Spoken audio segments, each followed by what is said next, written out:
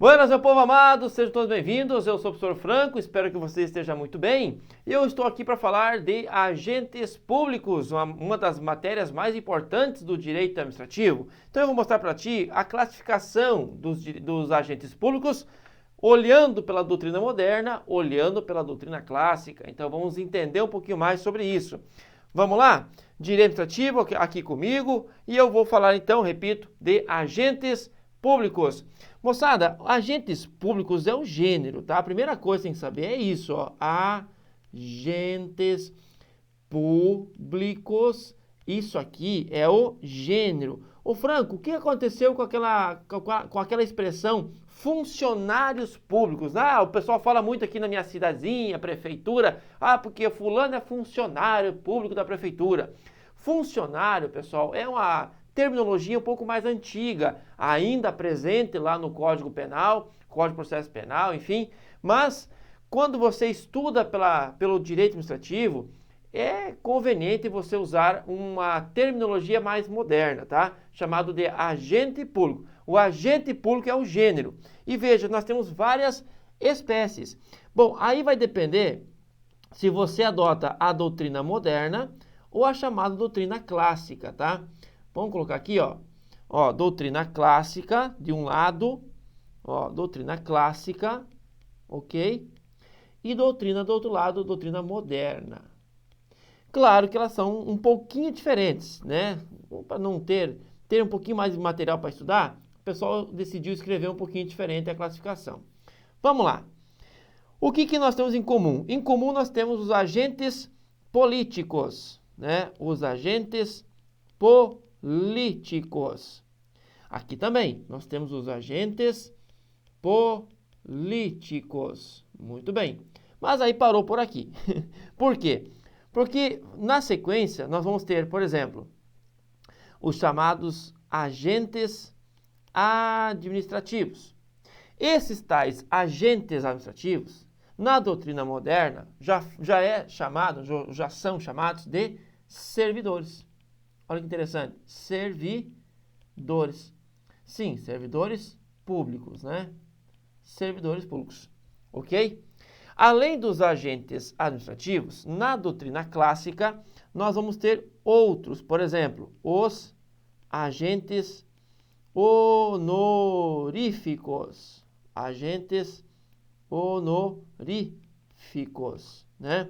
Nós também teremos os agentes credenciados e os agentes delegatários, vamos colocar delegatários,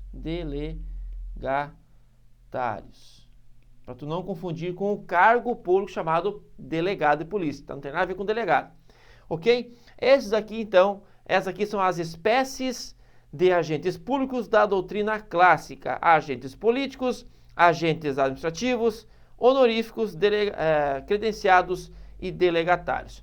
Muito bem. De outra banda, nós vamos ter ainda, olha que interessante, os militares. Os militares, vê que muda bastante, né? E nós teremos então o que nós chamamos de particulares em colaboração com o Estado. Ó, particulares em colaboração. Se você quiser escrever aí, particulares em colaboração com o Estado. Olha que interessante. Quando você olha, por exemplo, uma questão e lá na questão aparece os militares são espécies dos agentes públicos. Olha, militares então, como espécie separada, é porque aquela banca usa a doutrina moderna. Ou quando a banca coloca assim, os agentes honoríficos, credenciados, legatários, né, são espécies de agentes públicos. Você já observa que aquela banca usa os doutrinadores da doutrina mais clássica, tá? Olha que interessante. Depois que você analisa, tu vai perceber, por exemplo, que todos esses aqui da doutrina mais clássica, né? Essas espécies aqui, elas foram basicamente reunidas numa única subespécie que a doutrina moderna chamou de particulares em colaboração com o Estado. Porque o que é o honorífico, gente? O honorífico é o cidadã que é convocada lá para ser jurada, para ser mesário. Se você já foi jurado ou mesário, você já foi agente público honorífico, né? Geralmente não recebe nada, zero, não tem vínculo com o Estado, não tem remuneração, não tem nada. Não faz concurso, obviamente, e você é considerado naquele momento agente público honorífico pela doutrina clássica e para a doutrina moderna, um particular em colaboração com o Estado. Beleza? O mais importante aqui, veja só, ó, o mais importante é que a doutrina clássica, ela divide, ela coloca nos agentes administrativos, né, 3 outras classificações. Ela vai colocar aqui, ó, os tais agentes chamados servidores, aqui os empregados, e aqui os temporários. Olha que interessante. E a doutrina clássica, então, pega esse pessoal e joga tudo lá na matéria de servidores públicos. Ainda há uma outra divisão, ó, servidores civis e servidores militares, entendeu? Olha o detalhe, ó. A doutrina moderna entrega, então, como nomenclatura independente, os servidores públicos.